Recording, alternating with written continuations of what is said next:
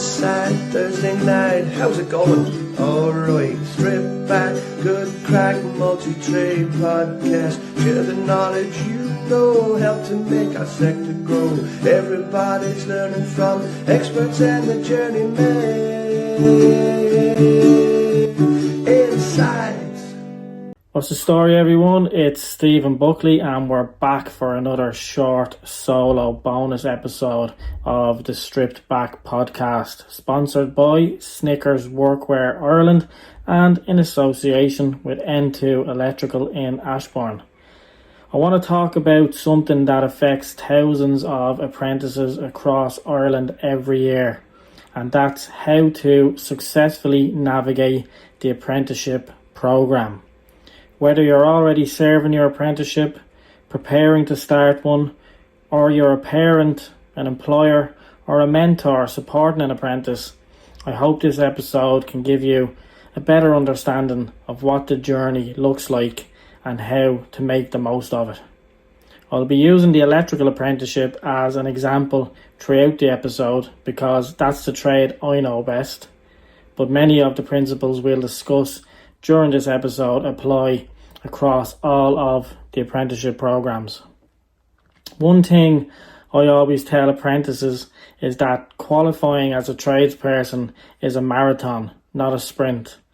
The apprenticeship program is designed to gradually build your knowledge, your skills, competence and confidence over several years.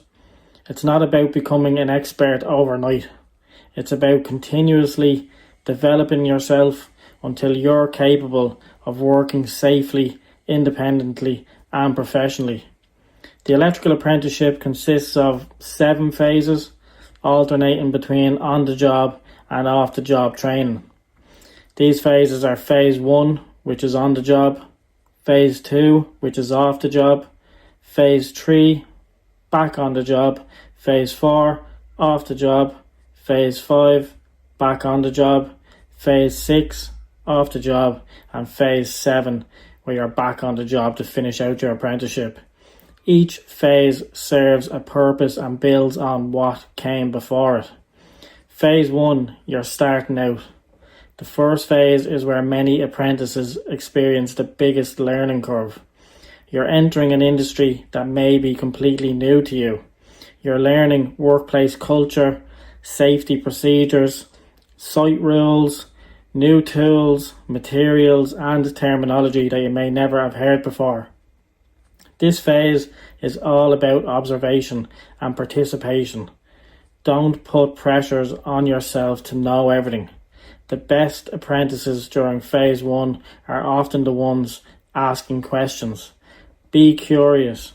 Watch the experienced electricians. Learn why jobs are done a certain way, rather than simply copying what someone else is doing. Most importantly, build good habits around safety from day one. Phase 2 is your first off-the-job training. It's normally the first time apprentices enter a training centre environment, and for many people it's their first experience of structured learning since secondary school. This can be intimidating. You'll be introduced to practical workshops, classroom-based learning, covering subjects like electrical science, installation practices, health and safety, electrical principles, practical wiring skills. You'll complete practical assessments alongside theory assessments. The practical side tests your ability to perform tasks correctly and safely. The theory side assesses your understanding and the concepts behind the work. One piece of advice: don't separate theory and practical work in your mind. The best apprentices understand that one supports the other. If you understand the theory, the practical work becomes much easier. Phase 3 then, you're back on site. When you return to work after Phase 2, something interesting happens. You'll suddenly begin to notice things on site that previously meant nothing to you before. The theory starts making sense because you're now seeing it in real life situations. This is where apprentices often make huge progress.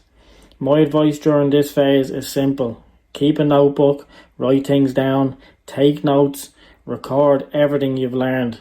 Record things that you don't understand. Keep asking questions. Every experienced electrician you work alongside is a potential teacher. Now you're back into phase 4, developing that knowledge. Phase 4 moves learning to the next level. The subjects become more detailed and more technical. You'll continue developing both practical and theory competencies. You'll encourage more advanced electrical science, installation practices and regulations. Assessment methods may include written examinations, continuous assessments, practical examinations and project work. The key challenge during phase 4 though is workload management. The volume of information increases significantly. Trying to cram weeks of learning into the final few days before an exam is rarely successful. Consistent study always wins though. Even 30 minutes of revision a few evenings per week can make a massive difference. Phase 5, building experience. You're back on site during phase 5. You're no longer viewed as a complete beginner. Employers expect great responsibility from you at this stage. You'll likely become involved in more complex installations and fault finding activities, and this is where experience starts becoming your greatest teacher. You begin connecting all the previous phases together. Theory meets practical. The confidence starts growing, but confidence should always be balanced with humility.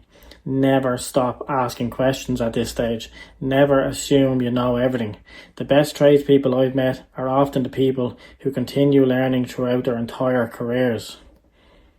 So you've made it to phase 6, the final off-the-job phase. Phase 6 is often viewed as one of the most challenging stages of the apprenticeship. The content is more advanced, the expectations are higher, the assessments become more demanding.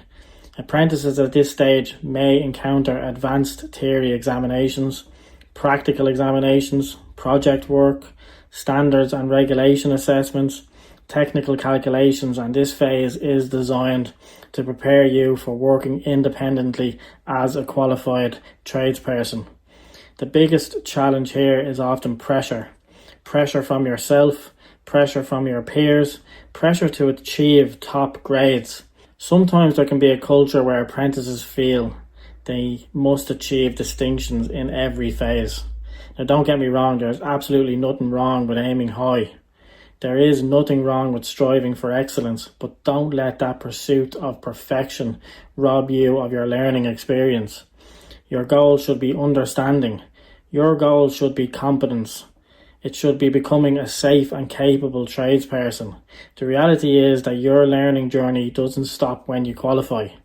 In many ways, that's when the real learning begins. The industry changes constantly. A distinction today doesn't mean you'll know everything tomorrow.